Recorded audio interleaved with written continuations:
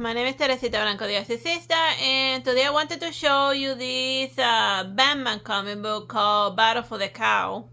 Or that's what they call it, the Batman's little, like his cape and like city hat. But as you can see by the front cover, even though it says like Batman, we're gonna be focusing on all of his sidekicks, and also the Birds of Prey are gonna be having like a little cameo here and there. And Nightwing is like very centerfold, but Oracle also shows up. But like it's not obvious that you're gonna be seeing Oracle doing Oracle things, because like in the front cover they show her in her suit. The design of it kind of looks a lot like the Batman Beyond suit, which is cool because I like Batman Beyond. But if you don't know, if you're not familiar with like the Batman lore, Oracle is what Batgirl became after like the Killing Joke happened. And if you didn't see like the Killing Joke movie, basically the Joker tracked down Barbara Gordon in persona, and then like he just showed up randomly at her apartment and then just shot her in the uterus, like sterilizing her and also crippling her for life. So since she couldn't like jump around superhero style, she started to use her computer smarts in order to like do Cape Crusader stuff. And Huntress also shows up a little bit, and this cat guy, I don't know why he's in the front cover. I didn't see him at all in the comic at all. And Black Canary shows up, but only like for like a couple of panels. And we had like the other Robin, I think that was Damian Wayne, Batman's son, that he had with Talia al Ghul, but he's not wearing that outfit, and for a while he starts cosplaying as Batman. But just as the battle, he does wear it a little bit at the beginning, but it's a different type of like red outfit, not like the one from like the front cover. Like at the beginning, it focuses a little bit on this reporter, but basically it's to establish that Batman has been gone a while, and like people are assuming that he's dead, but his death is 100% confirmed by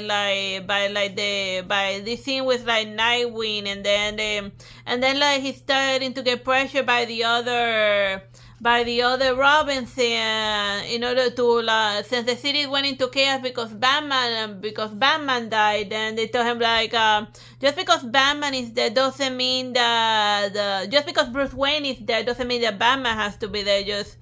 Just wear the Batman costume, get out there, and made all of the criminals be afraid of Batman again. So just pretend, just be him. Just do the voice and like scare people, but since Nightwing like created his own character persona to get away from, he'd be like, no. I'm not gonna be Batman, and it doesn't matter how much you pressure me, and I'm not gonna do it. And never mind that the city's going to hell. They're gonna learn to fear me, Nightwing, but no, it's not happening. Like in Gotham, the only person that causes the criminals to be afraid is Batman. So obviously everything's like going to hell. And there's like a silly little scene with like Damian Wayne like stealing Batman's car in order to impress a chick he likes, and then he gets into a stupid accident.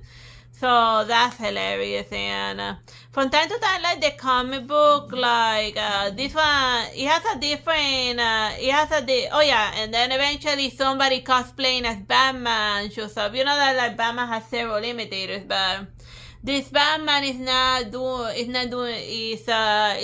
with guns. So it's a shooty Batman. So then it becomes a mystery of Nightwing trying to figure out who the hell is this guy that's cosplaying as Batman in order to strike the fear into enemies. But in his case, strike the death into enemies, because he'd be using bullets. But then again, if this guy has like 4 barrels but only one of them shoots, then like I'd be like, what's the point or whatever. Oh yeah, from time to time, it has like, this comic book has like Splice in the middle, this other guy that's like doing his own, that has like his own arc and everything, that's kind of like half tied to Batman being dead, and then him taking up being a Caped Crusader. But you can kind of like just skip it because it doesn't really add much to it. Like, I don't know, it just feels like if they wanted to introduce like a new superhero in this one, I would like that they would have collected all of his story and stuffed them in proper chronological order in the end, and instead of like interrupting the flow of the main story by sticking something in there that's really not having anything to do with anything. So I guess I would suggest like the best one, like the other one's not half bad, but like I suggest that if you wanna like enjoy both stories properly, just first read 100% like the Batman instead, and then afterwards just read the other one in its proper order. But reading both of them together is not gonna give you like the complete picture. It's just gonna confuse everything. So yeah, it's fun to see also Commissioner Gordon fighting Mr. Freeze, but since it's not like a uber ninja stuff, then he has to like use his smart and his police training to like get the upper hand. So like he played possum, and then here it is, and then he like just and then he just jump choked Mr. Freeze. So that was hilarious. That giving Commissioner Gordon his hero moment, cause most of the time they just paint him as hopeless NPC that's just sitting there waiting for Batman to like do all of the heavy lifting. But dude, give the guy some credit. Like traditionally they teach in like the real physical world police officers how to like do hand-to-hand combat and stuff, cause like a good number of like the criminals or suspects or whatever, they resist arrest, so naturally they gotta learn how to like, what do you do when like the gun fails you? Then you gotta like rely on like your martial arts and whatnot. The point is that like police officers in like TV shows and comics shouldn't like all be so physically helpless. Just because it's like kind of like a meta human or something doesn't mean that you can't like beat him up, because most of Mr. Freeze's strength comes from like his fancy suit, but he's still just a man. Oh yeah, and then here we have Oracle doing Oracle scene. Like, it's interesting that they have a scene with Barbara Gordon like doing like a training montage.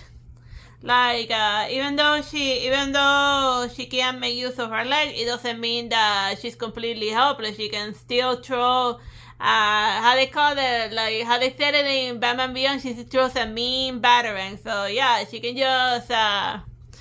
can just fight them from range, or just hit them very hard with very hard sticks, you know, like she can still fight. So it's like very rare to show somebody in like a comic book, somebody that's strapped to a wheelchair, but having her own little action scene that it's not your legs don't work, but it doesn't mean that you're completely helpless. And she also lives by herself, so she's like still independent. She didn't like fall into despair and allow the Joker to beat her. You know, well, I can't use my leg. Well, I'm gonna make myself useful to society in whatever way I can by like being hacker and stuff. Well, they call them samurais, like the ones that are not there like stealing your bank account, the ones that are like tracking down bad guys.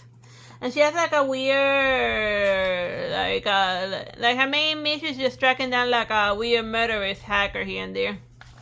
And here's the other action scene that I wanted to show you of Oracle, that she's just wandering around Gotham in a wheelchair, and then like some jerks, they just knock her off the wheelchair in order to rob her and do other things to her. But yeah.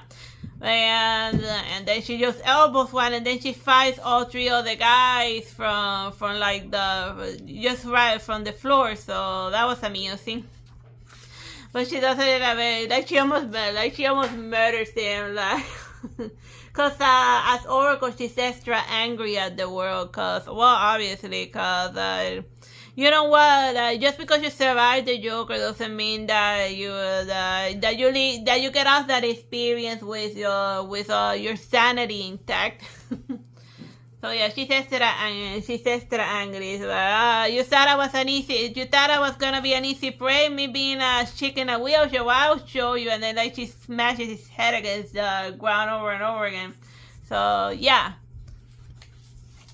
that was amusing. And over here she's like doing some Matrix stuff, cause like at Oracle they made it like extra Matrix stuff. Like she tracking down like the murderous hacker in a fancy virtual VR world. So it gets a little like her story arc over there. It gets a little hacker legend, which or more Ghost in the Shell that said that she not be a robot. But so that's the music. Oh yeah, let me show you one last thing. Fun fight scenes. Oh yeah. Yeah, just yeah, and then like some fun, like the final fight with Nightwing, like fighting over the hoodie of Batman with like the imitator.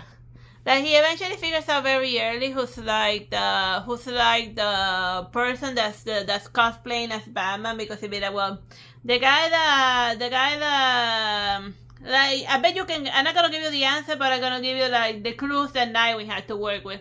Like this Batman wannabe, he has a Batman martial arts training, and he interacted enough with Batman in order to be able to do the voice. Like, so he imitates the Batman's voice well. But he's shooting with gun, like it just like that. It narrows the list a lot of who could possibly be Batman without me having to spell it out for you. It's like uber obvious how it is, like, and you're gonna figure it out. And Nightwing figures it out like a quarter into the comic book, but I don't wanna like spoil everything.